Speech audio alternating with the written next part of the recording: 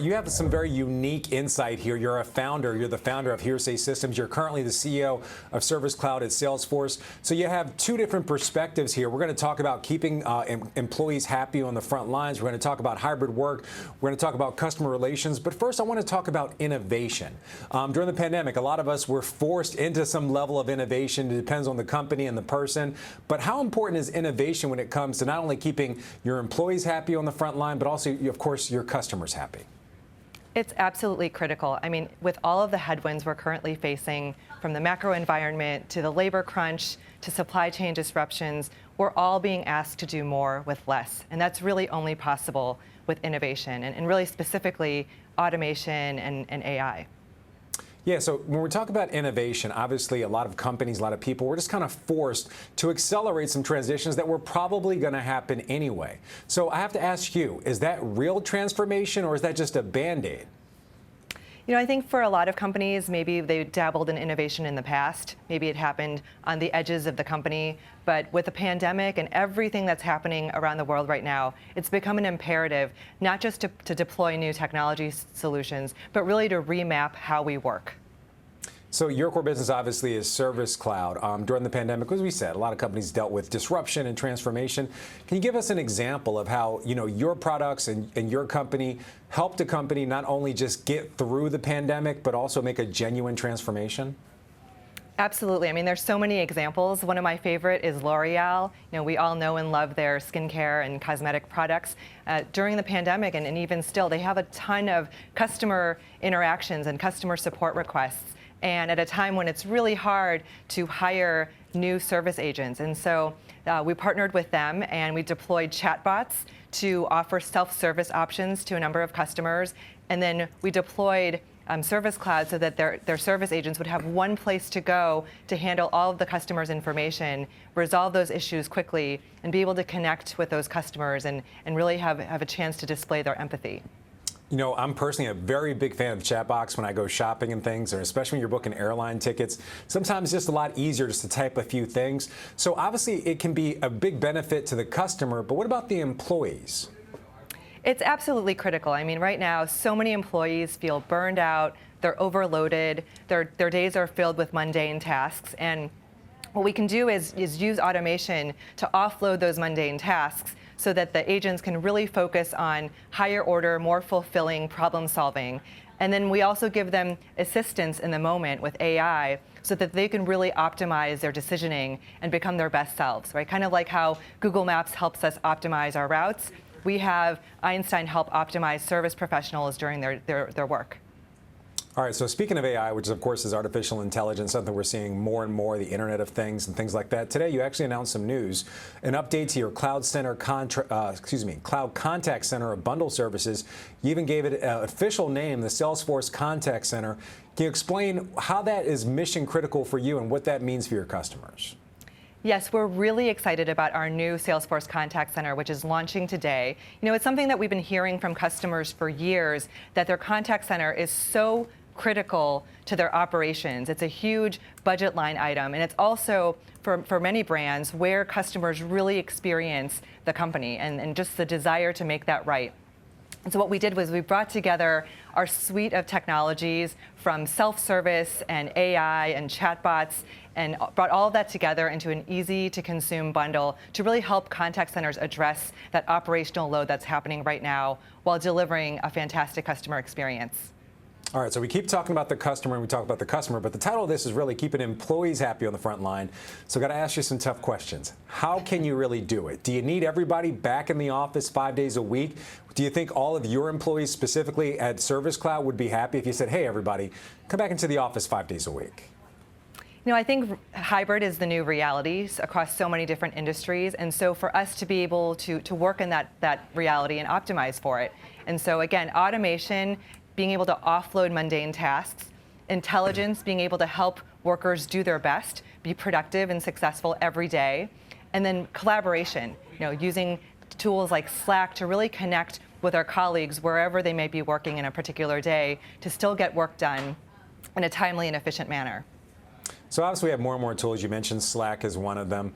We have different tools and different ways to kind of stay in touch. But my question to you is, are we losing something with hybrid work, or do you think we're actually gaining something? I think it's both, right? For us, it's very important that we bring our teams together every so often, and the way that we spend the time together in the office is different than what it was before. It's much more meaningful. It's about building trust. It's about building relationships. And then when we're apart, we're able to work together in new ways that just simply weren't possible before. Right. So obviously employee happiness is an important part, but does it change your management style and also the way you manage your employees to deal with customers? I mean, it just, in my mind at least, and correct me if I'm wrong, it's different to have people all in the office working together in one room as opposed to people in different places in their lives and also just different geographic locations. It's very different. I'd say that it's harder at first to get used to because it requires, frankly, more work on the part of the manager and really supporting our managers with the tools and training to be able to engage all different types of employees. But once you're able to connect that way, the dividends are immense because it means that we can have a more diverse team and bring the best thinking from around the world to solve our problems. So you mentioned some of the tools. You shouted out Slack, which is, of course, the Salesforce product. Is video conferencing an important part of this? Do you actually need to see your employees, or can you simply message with them on Slack, can email with them, maybe even text message with them? Is it actually important to have that face-to-face contact, even if somebody's wearing their sweatpants under their suit jacket? Is it important to have that eye-to-eye contact? Sometimes it is, but it's not always necessary. Look, I think the best relationships are multifaceted and we connect in different ways. Sometimes we're connecting in person. Sometimes we're connecting over video. Sometimes it's a phone call and we're taking a walk together. Sometimes we're chatting asynchronously over Slack or text messaging. And when we can have all of those different types of interactions with our teams, I think it strengthens and enriches the relationship. Right. So speaking of relationships, a lot of people feel like we innovated maybe just at the edges as opposed to the core of many businesses, things like video conferencing, while we're still running our operations the same way. Do you believe and do you think that you're seeing in the companies that you work with more widespread innovation, or does it, at least for now, kind of stay at the edges when it comes to communication and collaboration? The pandemic has really forced companies to innovate at the core. And we see this, and this is why we launched our Salesforce Contact Center. Was in the past, when contact center agents used to all sit next to each other, they could get coaching from their supervisor walking up and down the hall. They can't do that anymore. And so we have to provide in-call guidance through messaging and through our Einstein assistants, right? So we're changing, we're using technology to help companies adapt to the new normal. So we're mentioning that employees have changed and some of the experiences have changed, but have customer expectations changed in the way they want to interact with a company like yours or the companies that you work with change? You mentioned L'Oreal. Are the expectations of customers different, and how does AI and other technology, how does it meet those expectations? It's such a good question because at the same time that companies are facing all of these headwinds, consumer expectations have continued to rise. So consumers don't care that the company is dealing with a supply chain issue or a labor crunch, right? They still want their answers, their product instantaneously. And so that's really why automation and AI are critical, is because it frees up the employees to really focus on those issues and to provide a timely response to the customer demand. All right, I know you don't have a crystal ball, but I am going to ask you to look forward. And when it comes to Service Cloud and some of the companies you work with, what's the next step of all this? Obviously, we talk about the metaverse and Web3. We're talking about AI and the Internet of Things right now. What's the next step when it comes to both engaging your employees? It's a tight labor market. It's harder to find labor than it previously was. We're seeing it loosen, but it still is harder. What's the best way to use technology to keep your employees engaged and also meet those rising expectations of the customers? It really comes down to automation of the mundane tasks, intelligence to help every worker be his or her best, and it's about collaboration in real time. Helping employees who may not be in the same physical location still work together as if they were. So is that really the key right here, is just bringing people closer together? I have to ask you this question again because we're talking about it all day. Why not just bring everybody back to the office on a more consistent level, whether it's set days or pick your own days, but it's 4 out of 5 or maybe 5 out of 5? Why isn't that just the solution? For some companies and industries it is. It really depends on what the workers need. I think in this labor market, the reality for many companies is that that's just not feasible. And what you get is access to a more diverse, widespread talent pool. And what you have to give is figuring out how to get everybody together virtually in addition to in person. So it's a give and a get. It's a give and a get. So circling back to you, because there's obviously a lot of senior level managers and people who are decision makers watching this.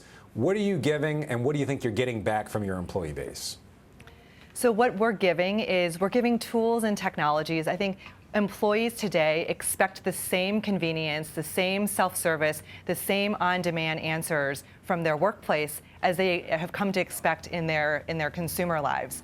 And so being able to deploy those same tools and technologies for employee service has been absolutely critical, and that's something that we've invested heavily in. And what we're getting is really a global talent pool that we've never had this access to in the past. And there's just incredible diversity of ideas and innovation that's making our business better.